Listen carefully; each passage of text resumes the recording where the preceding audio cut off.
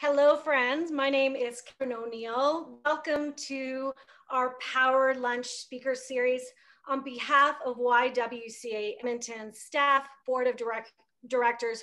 Welcome.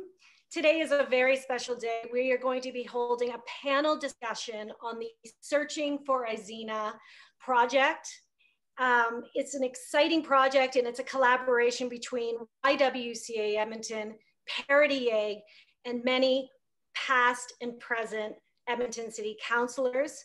So I hope you have your lunch, grab your lunch, a drink. We're going to be having a really awesome discussion for the next hour. We hope we use this time to inspire you, to educate you, but most of all, tell you a chapter of our history that I don't think you know a lot about. And we started today with, we're going to have poll questions throughout the webinar. And we started with, do you know who Izena Ross was? And of you, we have the most popular answer was 69% was, I just recently learned about her. And that is no surprise, but we'll get into that in a bit. I do want to start, before we get into today's panel discussion, respectfully acknowledge that YWCA Edmonton is located on Treaty 6 territory. It's a traditional gathering place for diverse Indigenous peoples, including the Cree, Blackfoot, Métis, Nakota Sioux, Iroquois, Dene, Ojibwe, Saulteaux, Anishinaabe, Inuit, and many others whose histories, languages, and cultures have continued to influence our vibrant community. So with that, I want to start. I'm going to be acting as your moderator today. I'm also the co-chair of the Searching for Izena project. I'm co-chairing it along with one of our panelists today, Rajah Maggay. Before we begin, searching for Izena, the biggest thing we've heard is, who was Izena Ross? And 100 years ago, this year, on December 12th, Izena Ross became our very first elected female councillor in the city of Edmonton.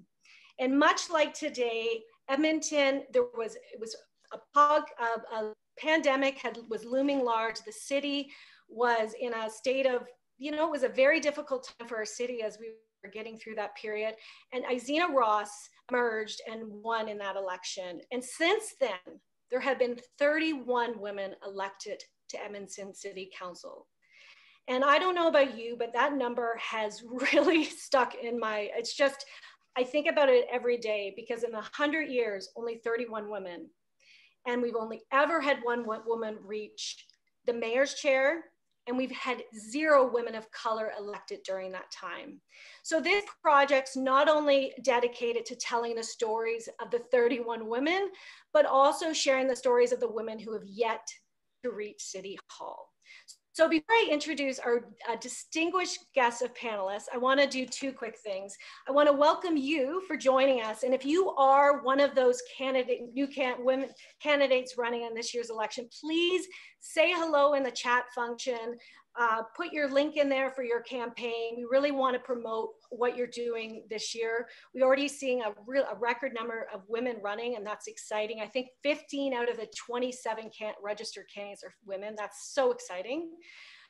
We also want to welcome our distinguished guests. We have Councillor Bev Eslinger, who has been a huge part of this project. It's because of a conversation with her and I several months ago that we're even here today. And we also want to welcome Councillor Andrew Knack and MLA Janice Irwin to today's proceedings. So thank you for joining us. We really appreciate your time. So before we launch into introducing our panelists, we're gonna play a short video about the project. It recently ran on CTV, and it gives you a good insight on, where we've come from and where we're heading. So if we could run that clip right now, Christine, that would be great. 1 second, just having a technical glitch. Just give me 1 second. And in the meantime, a quick housekeeping thing. If you want to ask a question, we're going to have a quick Q&A at the very end of this panel discussion. Please ask it in the Q&A section. We'll leave a chat function for just sharing information, saying hello, and that sort of thing, so that we can keep that area clear, we'd like to keep the questions in the Q&A section, and please ask lots of questions. And if you want more information about the project, searching for Izena.com is your best place to start. So here we go. A century ago, Edmonton elected its first female city councillor. Can you name her? Not many can. Her story has been virtually untold until now.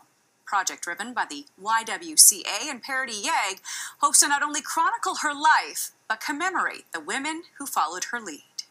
It's got to be here. This parcel of land holds many stories of the past. Okay, I think we found her. If you dig long enough, you're bound to discover something. Perfect memory of William. Oh, yeah. Izena! Oh my goodness! What you uncover can bring you joy. It's amazing. But also leaves you wanting much more. And there's nothing to say anything about her life, though. That's what's so incredible. Nothing. Over the last year, a dedicated group sifted through archives on the hunt for something, anything, searching for Izena Ross. She, you know, as our first female councillor, we were shocked that there was really no record of her. Elected December 12th, 1921. A black and white photo, a newspaper clipping, the only proof of her service. When Izena was elected, especially, her colleagues were like, this is going to take some adjusting for us, and weren't entirely open. But the mayor at the time was so receptive to her and to the change that she brought. She worked really hard at being a community member and organizer. She was a prohibitionist. She believed we shouldn't have alcohol in the communities, but she also was someone who believed that women should always be at the table. Ross's time on council was short-lived, just 1 year, but she blazed a trail for females. Yet 100 years later, only 30 women have followed in her footsteps. One sitting in the mayor's chair. We haven't even reached other milestones like getting a woman of color elected onto city council. And you think, what are we doing wrong? What aren't we doing? I'm just like every other woman. We have to be asked many times. We have to be encouraged. Those questions will be explored in a monthly podcast, Searching for Izena, unwomanly stories of female leadership at City Hall, interviews and accounts of women, including current and former city councillors. As women, our stories are often not told, and we think that it's so important. We're in a municipal election year that we need to tell these stories.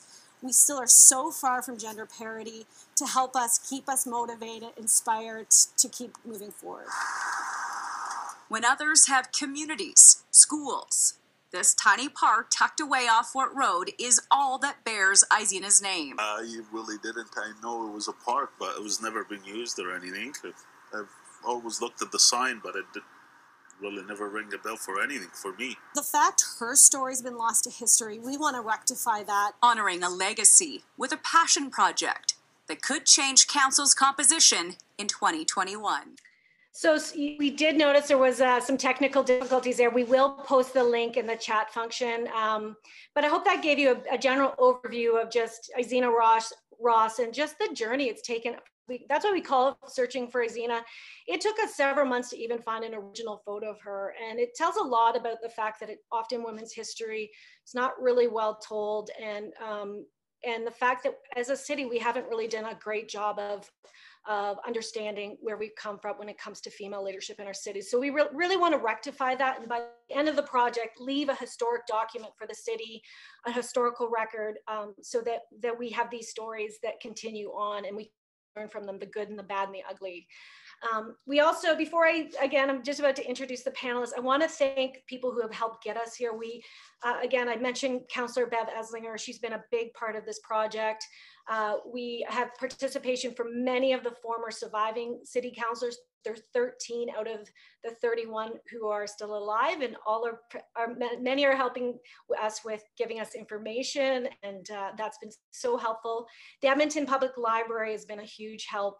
City Archives, the Edmonton Heritage Council, and we could not do this without a generous grant from the Edmonton Community Foundation. So thank you to all of those supporters for helping us with this grassroots volunteer project to tell these stories. So with that, before I introduce the panel, I want to do one more pop quiz because we want to keep you guys engaged with some questions. So I don't know if we can put up one question here, Christine, if you can get up a question. And again, these are to keep you guys engaged with what, particularly some of the the numbers and the history that we've seen in the last century. Do you believe gender parity is important in politics? Of course, I'm not sure. Tell me more about it. It doesn't really matter. If you can vote now, and I'll share the results in a few seconds. So now I'm gonna introduce you to our distinguished panelist. First, Rajah Maggay. She is the co-chair for the Searching for Izena project.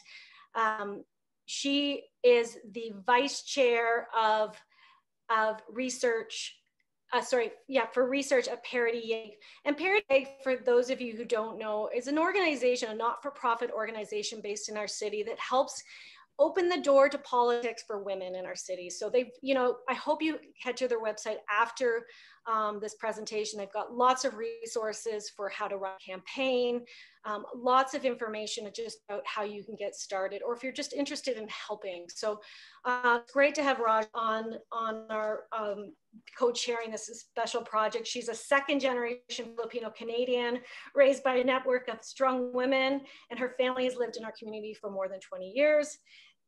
Her experiences with civic engagement first started with the City of Edmonton's Youth Council. And so her passion for mental health advocacy led her to join the Health and Wellness Committee, where she assisted with multiple mental health initiatives and research in community-based solutions. And like I said, she has since moved on to Parity YWCA and is the vice chair of research. For a full bio, please check our chat box. Our next panelist is Olivia Beauty. Hi, Olivia. Hi, Olivia is our oldest surviving female councillor in our city. She was first elected in 1974, and she served on Edmonton City Council until 1986. She was originally born on February the 17th, 1938. So that means that she has a birthday this month. Happy birthday, Olivia. She attended school at Harry Hill and Victoria Composite High Schools, and she took several years of parliamentary law training and was a graduate of the Dorothy Composite Public Speaking course.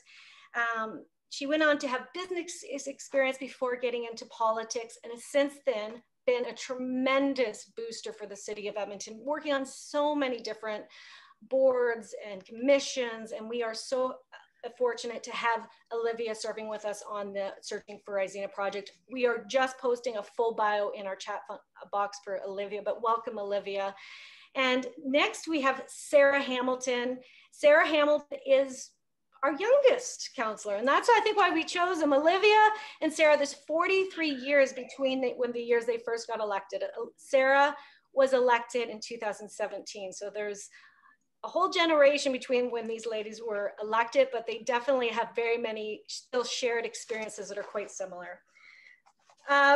We're posting Sarah's full bio in the chat function, but she currently, just some quick background information, she's currently the City Councillor for Ward 5.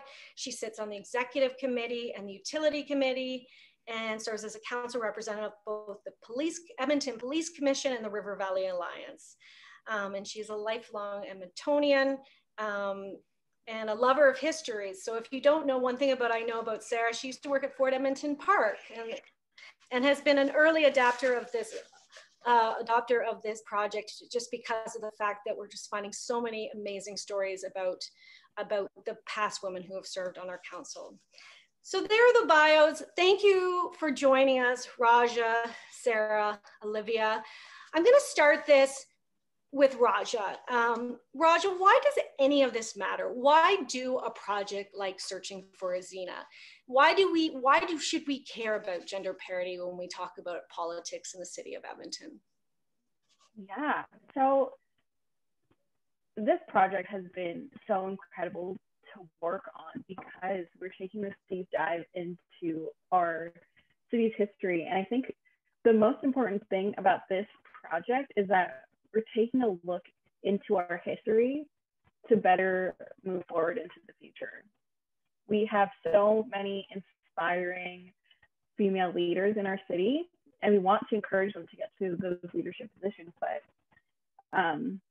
as was mentioned before, there's never been a woman of color who's ever served on city council. Hopefully this next election season, we're going to see that change. Hopefully we'll get one on city council. And I know that Katherine and I have talked about this a lot, this upcoming election, even before we knew who was all running. We know that this upcoming election is going to be really groundbreaking because of all the new changes that we're seeing, all the new female candidates that we're seeing, a lot of the first-time candidates as well. So that's super, super exciting. And the reason we should care about it is because having female representation, we know, makes a city better. It contributes to a happier and more prosperous city with equal representation that can get all voices at the table instead of just the typical ones that we hear. Yeah. Well said, Rajah. And on that poll question, 95% of you say that gender parity matters. So bravo, we know we're preaching to the converted here, but it is really important to us that this is a huge takeaway from this project, that how important it is. You know, if we're going at the same rate we've been going at, we're not going to reach gender parity for another decade. So we need to accelerate what we're doing and helping get more women onto council, not just into council positions, but in leadership positions, period, across the city. So Sarah, same question. Why does this project matter? What are you hoping comes out of this project?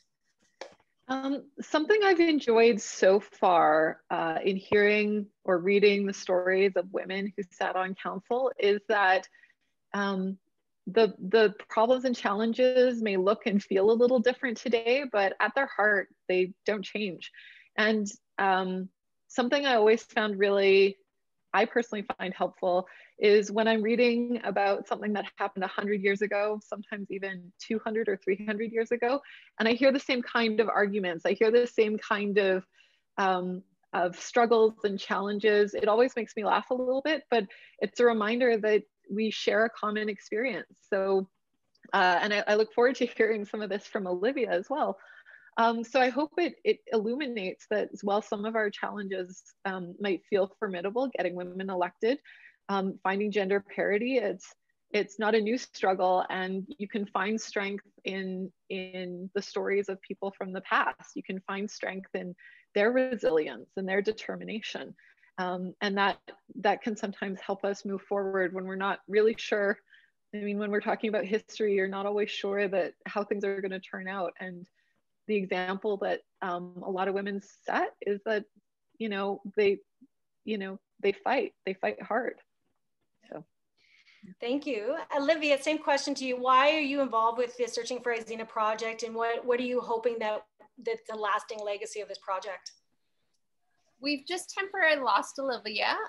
We're working on getting her back in. So no worries. Well, I can, and I want to, when Rajah kind of pointed on this about this, I think we're, the fact that we already have over 27 confirmed candidates that have registered, 15 are women, and many are women of color. I think we're going to see some huge breakthroughs.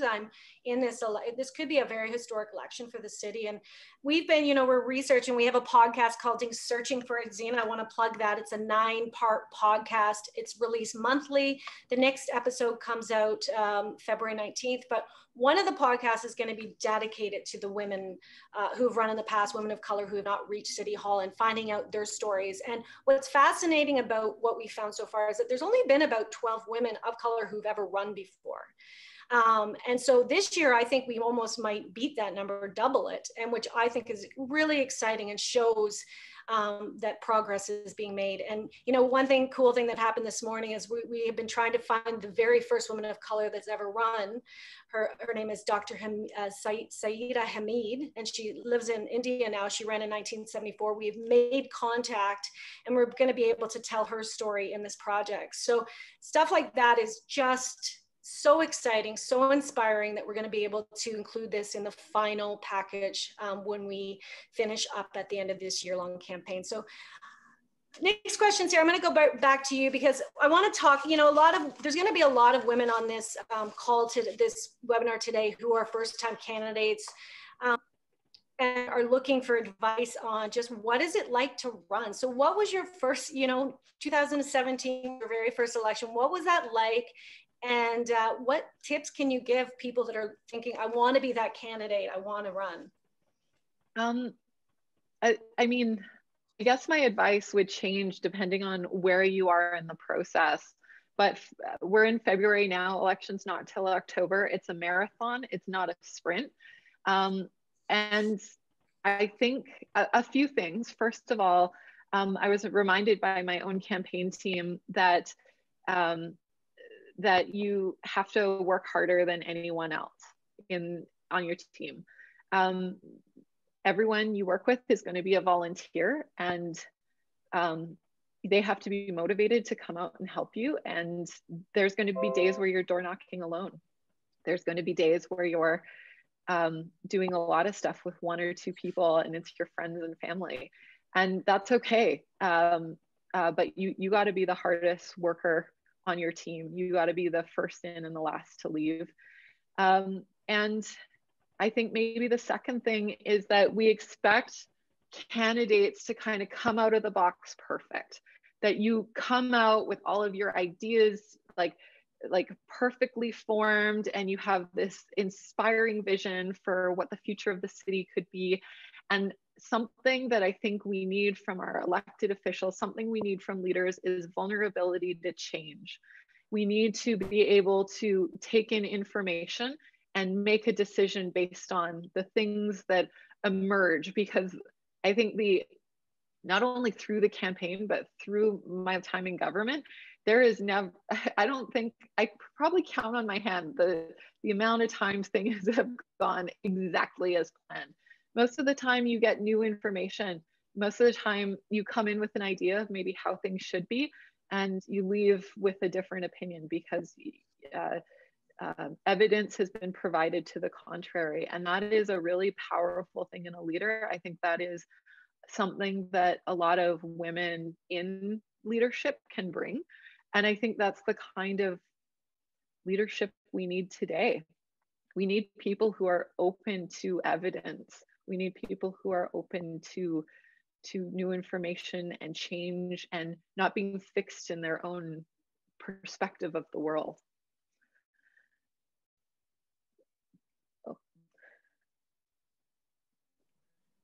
There we go. Sorry about that, guys. When we look at the number 31, so in that same time period, well, since Edmonton was incorporated in 1892, there's been 238 men. So there's a definite problem there. Well, however, I view it as a problem. I think we could be doing a lot better. But when you look at that number, what's the reason? And I'm looking at you, Rajah. When you look at why only 31 and only one has ever reached the mayor's chair and 0 women of color have ever been able to be elected to council, what are those big reasons that you look at and think these are the challenges we need to overcome? Yeah, so a big thing is that our political structures and systems and what we know about politics is really gendered, and that we only see men in those positions. And then women, of course, they may face greater barriers to getting to office. You know, when it comes to traditional gender roles, they may think that they have to stay home and look after their family, or that they can't balance their personal life with this political career and being this political figure, when really women are just as qualified and can do that job just as well, if not better, than men in certain positions. Oh, there's Olivia. Hello. Hi, Olivia. We're just wrapping up this one question with Rajah, and then we'll, can you hear us, Olivia? Yes, I can. And I'll tell you, I was a much better customer than I am a computer operator. We'll finish this question with Rajah, and then I'm going to ask you about your first election. So Rajah, just speaking about, you know, what are those big challenges, and why do you think it's only been 31 women over a century, 100 years? How much do you think harassment and just the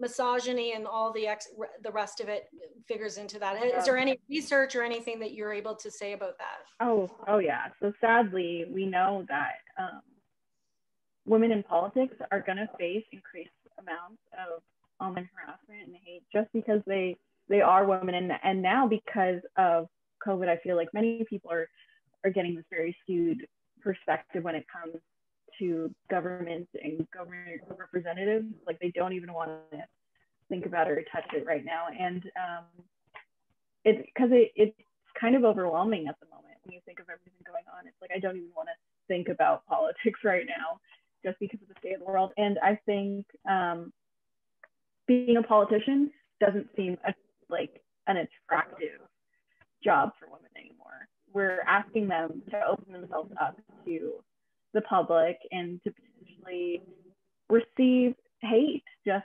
on their gender, and if they're a woman of color, also their race as well, and that opens them up to different assumptions about them. And I really hope in this upcoming election we can see a shift and we can, you know, get women those supports, because it's hard to go through that alone.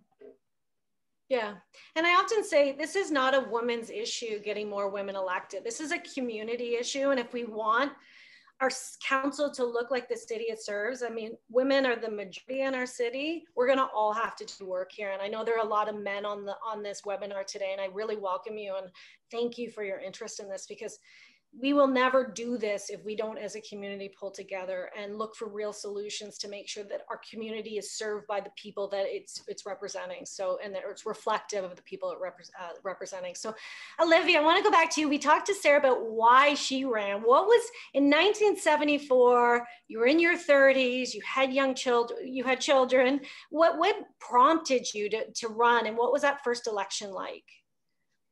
Well, it was exciting. And it was, if it's not fun, don't do it. You know, that it was, I was very active in the church, in the community, and in the school. So, you know, with the children in school, and, you know, if someone needed any equipment at the school, or they phoned and you had a strawberry tea, or at the church or whatever. And I was the convener, social convener at the Rosslyn. So we had a monthly dance every month, themed it. We had people from all over the city. So then I got the girl who ran Girl Friday in Slate Personnel asked if I would do PR for her. So I was calling on businesses all over the city. And then I got into Lawson & Jones, into advertising. So I did different things, calling on the smallest businesses to City Hall, like all the biggest businesses with my advertising. And there were things cropped up on City Council and in the city that we were concerned about, and that was an overpass or an expanded roadway at 97th Street and 127th Avenue, because we lived in Rosslyn, a new community going north of the tracks. They didn't build the roads in like they should have, or expand them big tops. So I kept people saying, you've got to run for council, you've got to run for council. And I didn't want to run then because I still had 2 children in school, and I wanted to get that, or, you know, have them graduate and stuff. And it ended up, I got elected the first time around, and that was fun. We ran a campaign, all my signs and all my material was all hot pink. You're wearing it now, Katherine. Fit in because we thought a man would do the hot pink, and we had, so we were accused of running a very expensive campaign. Some of the other candidates said we were running a $20,000 campaign. The campaign actually cost us $1,805. We were taking $5 donations. We made the signs in our garage. We had, it's either a money campaign or it's a people campaign. And we ran a people campaign. We had, the pamphlets were made at one of the schools that our children went to, and we had 104 polls in Ward 2 at that time, and we hand-delivered pamphlets to every one of those polls, door knocked, you know, so that's what I'm encouraging. A lot of hustle. Yeah. So what was in that first campaign? I mean, you always say, and Olivia is on our steering committee, and she's always the big believer, if it's not fun, don't do it. And I'm with you, Olivia. You always bring a lot of joy to everything that we're doing. What were some of the challenges, though? Were there anything you remember back thinking in 1974, you know, this is hard, this is something that I didn't expect, or were you pretty, because I know you did your homework before. You went to council meetings, you read a lot of documents going in the door, but what were the big challenges you faced? Katherine, it's right from the first meeting that you hit. When we used to get an agenda that was like 6 and 8 inches high. So we got that on Thursday nights. So Friday we were reading it all weekend. I met with the administration and commissioners on Monday, ready for the council meeting on Tuesday. So if you don't like people, if you don't like reading, don't do it. Because that's part of the life. And I can see Sarah nodding her head. So, and just to tell you, I'm going to hold this up and I hope it shows up. But there's the City Bible, okay? And that is the corporate directory. And in here are over 20 departments that you're going to have to deal with. Where your planning, your housing, your policing, your fire, your staff, finance, assessments. It's a real learning curve, and you have to know a little bit about everything. As you mentioned earlier, I attended council meetings for just about a year before I got elected, just to get acquainted with what was going on. I got the agenda and stuff. So you have to make sure that you know what you're talking about. I did Toastmasters in parliamentary law to know how to act during the meetings, how to make your motions, how, if you don't want to deal with something, how to table it or refer it or get. Yeah. So there's a lot of technical stuff. And so one really striking thing is we've reached out to a lot of so like I said earlier, we've reached out to a lot of the former councillors that are still alive. And that was one thing that struck me. Every single one said, you really need to do your homework if you're seeking this job. It's a job interview. You need to understand, you're not going to know everything about the city, but you really need to understand the fundamentals. And often many of them sought out mentors, past councillors, past city staff to get a better understanding, talk to community groups and things like that. So it is a lot of elbow grease to do it. I'm going to launch the next poll question. Have you ever considered running for political office? Are you kidding? I'm not qualified. No, I've never been asked. I've given it some thought, or I'm running in the next election. Those are the choices we have. So, and I know that stats often say that it takes often asking women multiple times before they say yes. Sarah, I'm going to come back to you. How did people come to you and say, run? What was your pathway into municipal politics? I've spoken about this before, and it's a bit of a meander. I'm going to try and abbreviate it.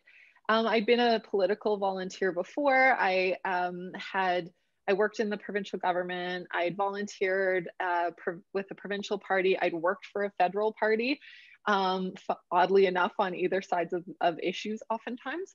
And I'd helped with a municipal campaign, but I never really saw a place for myself in elected life, in part because I felt I was a private person. I felt that I was, it was for someone else. But as we neared the end of 2016, I had a succession of events happen. And one was that I had a few friends who I had a great deal of regard for say, you should run. And I literally looked around because I was not sure they were actually talking to me.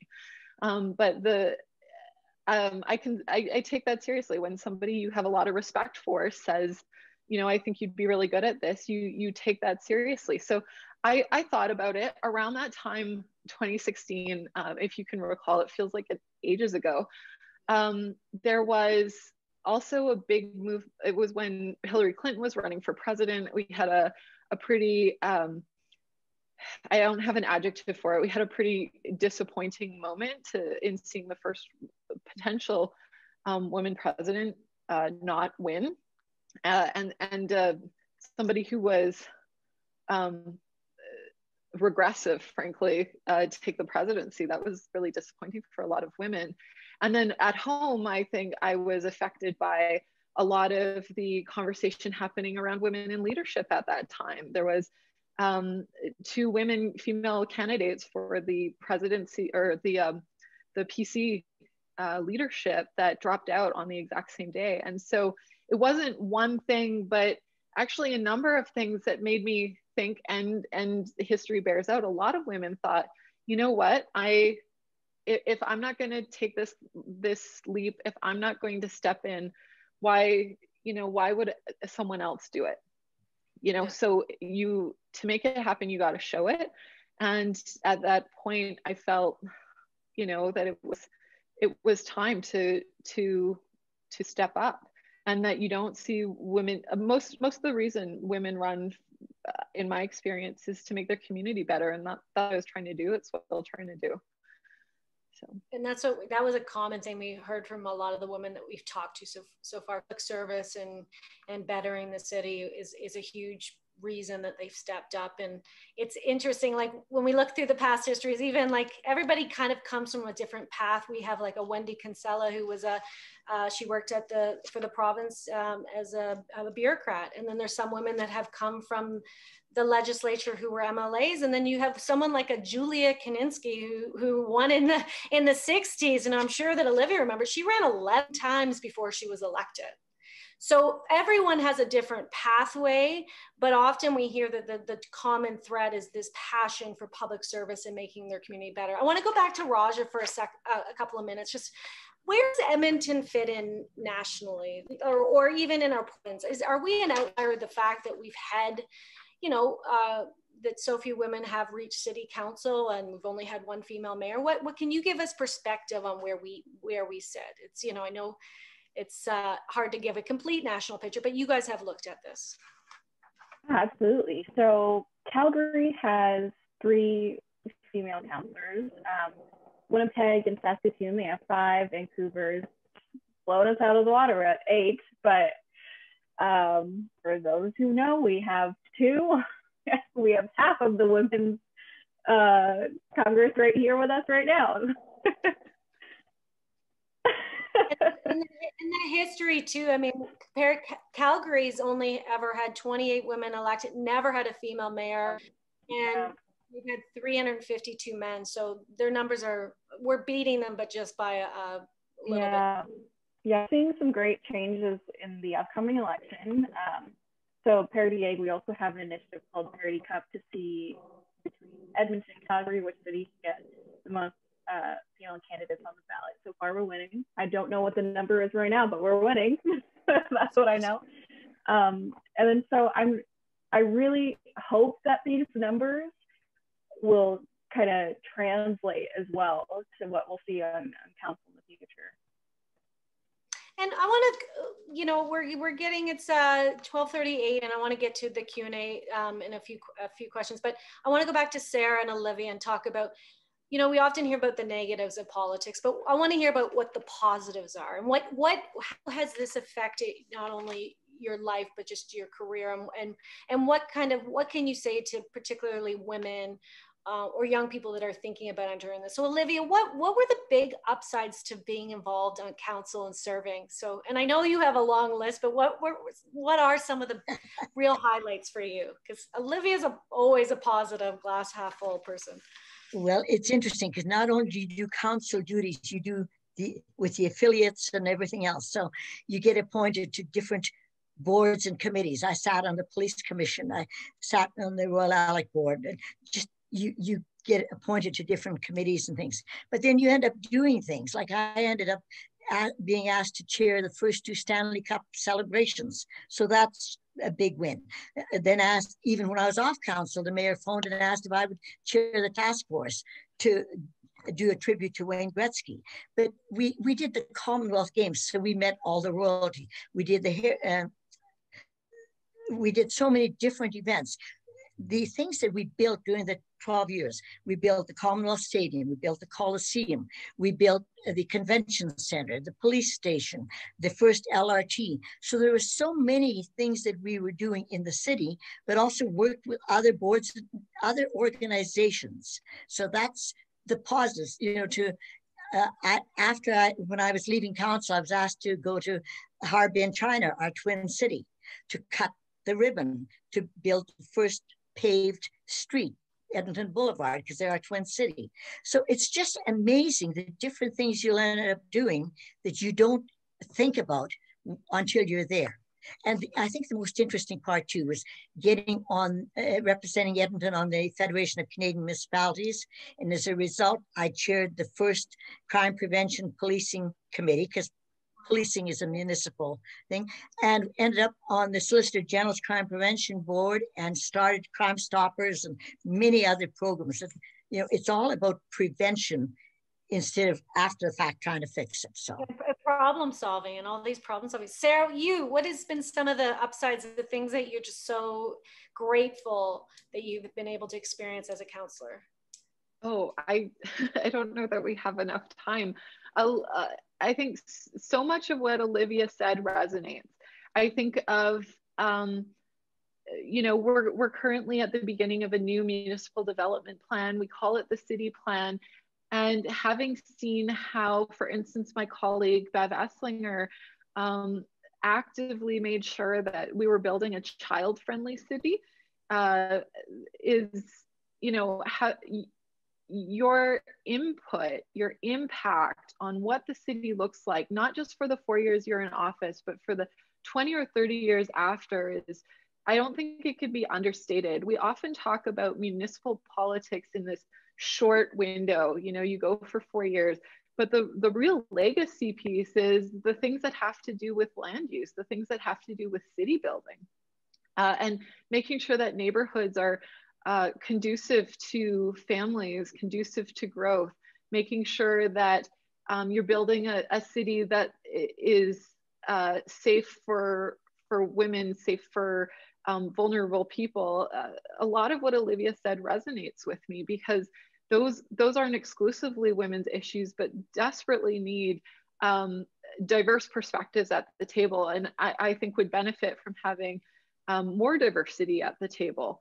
But those are, you know, whether it's the economy or technology and innovation or public safety or land use planning, those are all, you know, things I'm really proud to have been involved in, and things that I think would benefit from further having more people at the table, frankly. Thank you. I think it's 12:45 and we've got a fair number of questions in the Q&A, so I might drop it into the Q&A section from the audience. So again, if there's questions you want answered, please go to the Q&A box and put them there. We have done some poll questions. There was one, did you guys see the answers, or am I the only one who sees the answers? Because I'm like looking at this. So the last, yeah, so when we asked about running, 30% said, are you kidding? I'm not qualified. Only 0%, no, I've never been asked. 46%, the majority, I've given it some thought, and 24%, which I love this number, say I'm running in the next election. So that's exciting, because that's how we make change, is by having more people run. And I always look at Olivia, she's always telling everyone, run, just do it. That's Olivia's advice. So, okay, I'm gonna go to the first question in the Q&A box.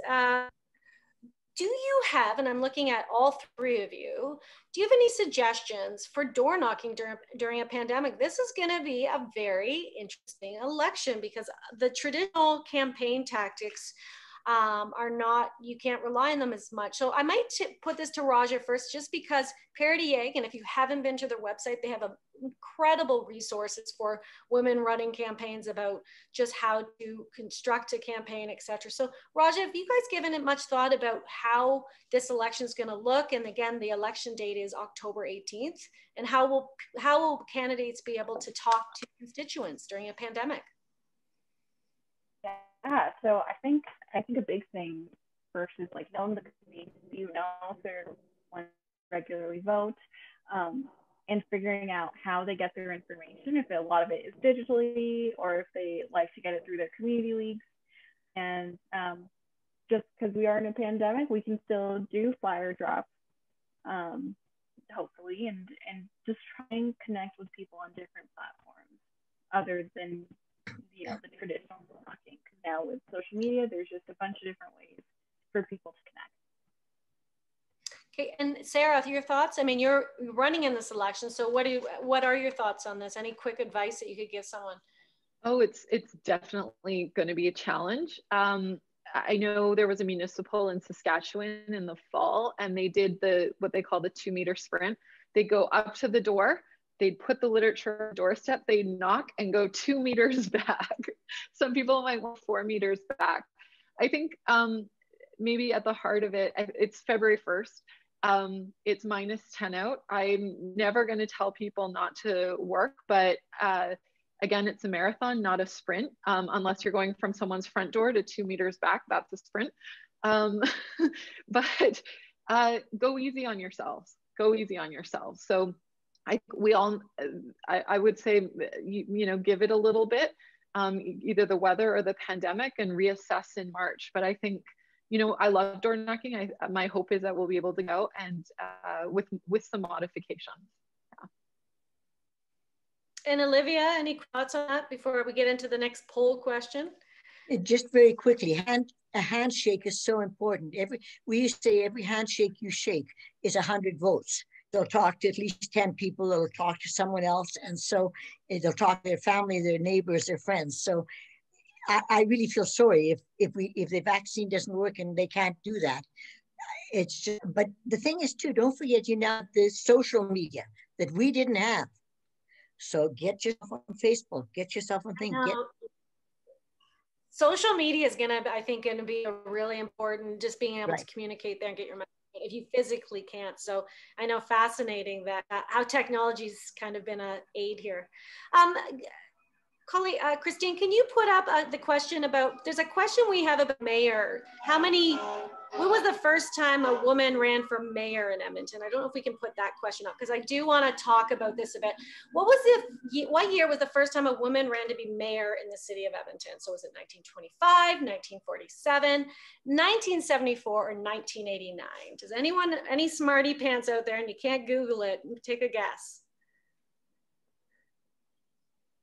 If we can show the results, because I do want to talk about this for a little bit, because I know we do already have about 3 women expressing interest or registered to vote for mayor already, which is really exciting. And as the results up here, and we know through history, through the last century, 13 women have run before this election to be mayor.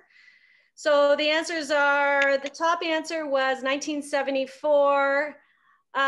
Guess what, guys? It was 1925, and her name was Gertrude McBain. There were 6 candidates that year, and she came dead last. And we're hard at work trying to get her story. And I look at people like Lisa Holmes and others that are helping us on our research team.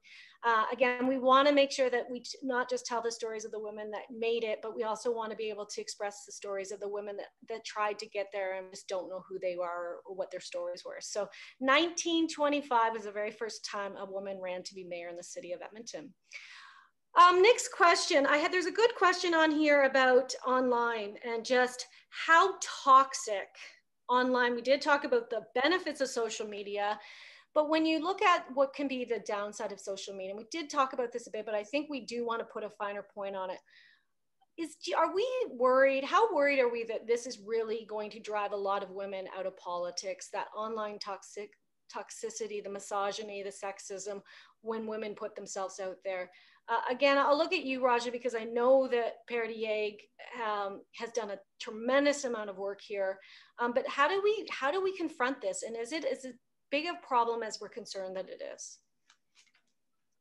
So luckily, there's a lot of tools that the platforms give us, you know, like being able to meet someone, hide comments and things like that. And I really want to emphasize that when you're on social media, you have to protect your energy. You have to protect yourself, because, you know, these might be the same people talking over and over again. We find is that it's the same, the people are the same exact person that's going to give you that hate. And, you know, is that person your constituent? Probably not. They're just going to hate on you because they can. Or are they really the person you're trying to get on your side? Probably not. And, you know, they're, you know, from the opinions that they've stated, they're probably not going to vote for you, but you're still going to give them the answers. But again, just do what you can to protect yourself in those situations, because, you know, it's not worth it to sink your energy into something like that and get stuck in the weeds. And because there's so many questions, I'm going to just keep whipping through. There's a question here about platform. Somebody says, should you come into an election with a fully developed platform, or should you try to be doing listening and building it as you go? Thoughts from Olivia. I'm going to go to Olivia first, but thoughts on your platform as a candidate and whether you should have it fully formed or kind of come in and develop it as you go? What's your thought on that as a long-time person in politics in this province? You should definitely have some reasons why you're running, and make sure you get that out to the public. You're going to have candidates that are going to tear you down, and that's part of it. I never once mentioned another candidate's name in all the elections I've ran. People want to hear what you're going to do for them, what you're concerned about. So tell them, take that 5 or 10 minutes and talk about you and what you're going to do or what you'd like to do. Don't give anybody any credibility by mentioning their name. So that's one of the things that I would say. And different things come up all the time that you don't even know about. So you just have to be open, use common sense, and you can't. The other thing is, don't commit yourself to, if someone brings a problem to you, don't commit yourself one way or another, because until you hear both sides, actually all three sides, both sides of the problem, and then the administration side. And until you have all of them, so listen to them, or if they phone you, back to them, find out what it is, get it to the administration, get the administration side, or if it's two neighbors or a developer against a residential, find out before you commit yourself. Make sure you have all the facts, and then you vote. So being a really good listener is a huge piece of advice. So Sarah, same question, your thoughts on it? I mean, this is an opinion. Obviously, there's no right or wrong answer here, but what's your thoughts on that? I think Olivia spoke to it really well. People, I'm an optimist. I think people want to hear about what you're for, not what you're against. They want to be able to relate to you as a candidate. And I think sometimes as women, you worry about that relatability, but if you're gonna start off the bat with that you already know exactly what you need to know and what needs to be done, then why would you go talk to people? And yet so much of what I thought needed to be done in the city in April 2017 was December 2017, it changed because I had conversations incidentally with people like Olivia, who's also a constituent, about what the city could be and what people imagine for their city. So to me, your platform is perhaps a starting point, but expect it to change pretty drastically if you come out in April with something fully formed. And like I said earlier, you have to be open to that kind of vulnerability, that your ideas about something will change, especially once you've gotten more information. Yeah. Here's a good question. We often, think only women are asked this. Often male politicians aren't asked this question, but do you think you can have a great family life and be a good city councillor? And I feel like something has to give in order to be a great political leader. That's the question that comes from the chat box. And I will, before councillors answer this, Bev Esling was the councillor in 2018 when the city of Edmonton adopted a parental leave for city councillors. It was 2018 when that was put in the books. So think about that. And often for women, for all councillors, before that, if you missed too many meetings, you could be sanctioned.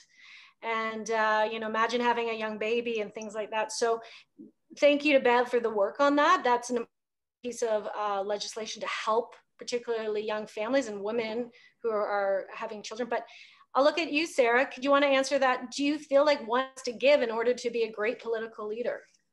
I kind of like the premise of the question, and this is why.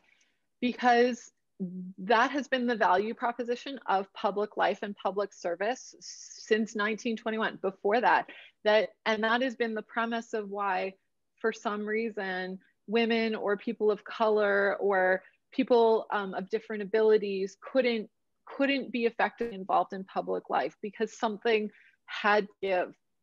And I reject that, because what kind of city are you building if it's a city which the majority of people who have families, who have family obligations, who are taking care of elderly parents, what kind of city are you building if your leadership can't experience that along with the people who live in its city? So I understand that it is daunting to look at the role, for instance, of being a city councillor being the mayor, and wondering if you can balance it. But every single day in the city, people balance those challenges, and they do it remarkably and without fanfare. And I think we owe it to the near 1 million people who live in this city to represent that.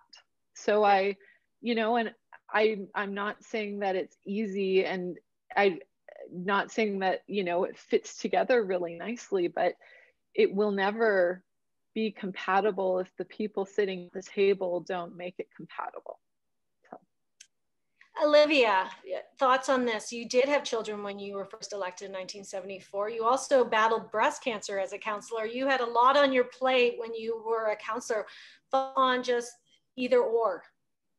I guess it really depends on the person. If you're a good organizer and time management, you can handle a lot of things. But if you're not, then you're going to have a problem. So I think and the cancer was something that was very unexpected.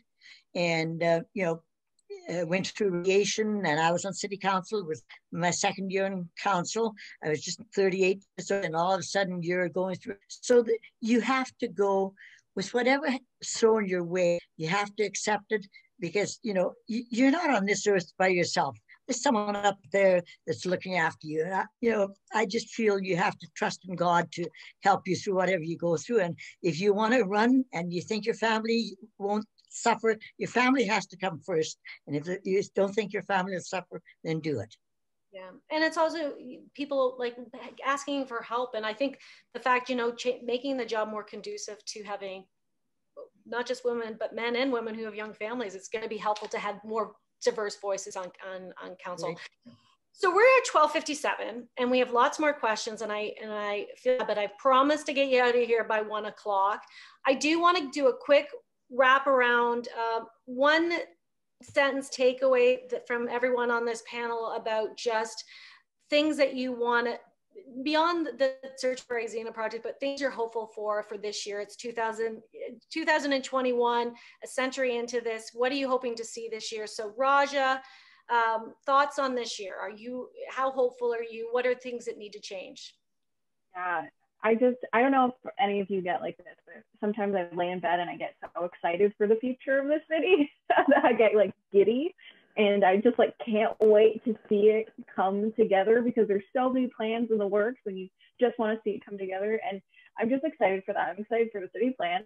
I'm excited to see if any candidates are going to talk about that in their platforms and how they can maybe implement that great research that was done that engaged so many Edmontonians. And I am just seriously excited to see this election and to see it really, really changes things up. So, and I'm excited for all the volunteers that are gonna, be involved in campaigns for the first time. Yeah, it's not just always being the candidate. If you're listening to this, help, get involved, donate money, amplify someone's message on social media. There's so many ways you can get the person you want elected in city council. Sarah, what 2021? What's your wish for this year and the future? Oh man. Yeah, quickly though, female, and particularly female representation. I mean, we've got a big year. Like, this is a century, and what's the hope here?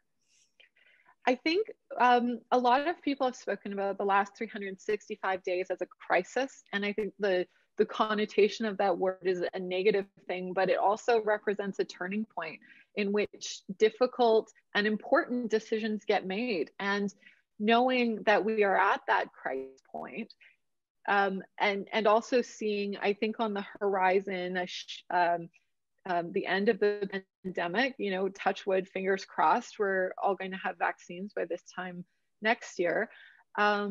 It is that jumping off point of what the future of the city is and who's going to be at the table to help make us those decisions. That's the really exciting part. I'm glad Rajah brought up the city plan, because it's the plan to get to 1 million people and what our city looks and feels like, and having hopefully more women at the table, having more diversity at the table, whether it's race or physical ability or the sexual diversity at the table. That to me is a really exciting part of this year. Parity, we've had we've only had parity once in Edmonton. It was in 1989. We actually had majority were women when you had 6 councillors and 1 mayor. So that's my hope. Olivia, what's your hope that we can for 2021? Well, I think basically, I remember President Kennedy's statement: "Ask not what your country can do for you, ask what you can do for your country." And I think anybody that goes in, this is a life university. When you get in there, you're going to be experience so many new things and making decisions. So just remember what's best for Edmonton and for the citizens in Edmonton, and I think you'll do fine. Well, thank you, everyone. Thank you to our panelists, Rajah, Sarah, Olivia. On behalf of YWCA Edmonton, which has been serving our community since 1907, where women had the vote, we thank you so much for your service, for your interest in this project. And for you at home who've been watching, I hope you have found this interesting and hopefully inspiring. If you want to get involved, this is a year-long campaign. So there's many ways. Go to searchingforizena.com if you want to be a volunteer, if you want to donate to the project, which helps us do our research and our work. Our podcast is there. Our co-hosts for that podcast are Stacey Brotzel and Kim Ann Wilson. The next episode is February 19th, and it is going to be so much fun. We have Lisa Holmes and Senator Paula Simons on to talk about Izena and Margaret Crane, who was our second female councillor, and they are incredible stories. And hint, hint, spoiler alert, there is a sex scandal in that one. I know, Rajah's like, what? And I want to thank the volunteers. There are dozens and dozens of people across the city who are helping us tell these stories and reaching out to women who have not been talked to about this. So, former councillors, women who have run before, who weren't elected. This is important work. And we really want to thank them for giving up their time over countless Zoom calls to get this information together. So important and so critical to telling this untold chapter of our city. So we cannot thank the volunteers enough. And if you want to be a part of it, again, the more the merrier. This is a really an open project, year-long project. So, and lastly, we want to thank the women that are running in the election. There's many on the call right now. Help them, get involved. Be that person that supports them get elected to city council. That's critical. It's not just always about being the candidate. And step up in your community and be a leader, because we need to see women in all leadership positions, just not city council. So again, thank you for your time. Head to Searching for Izena. Katherine, thank you and Rajah and your whole committee. You're doing a wonderful job. Thank you so much. Thank you, Olivia. And we thank you, Olivia, because it's folks like you who've made this such a special project. And I don't think any of us will soon forget. It's something I'm very proud to be involved with.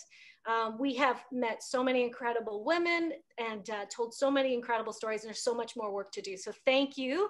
And that is it for today. This will be posted online with subtitles in the coming weeks. So if you missed something or you want to go back and rewatch it, we'll have it online. But and stay tuned and keep helping us searching for Izena. So until next time, many thanks for your interest.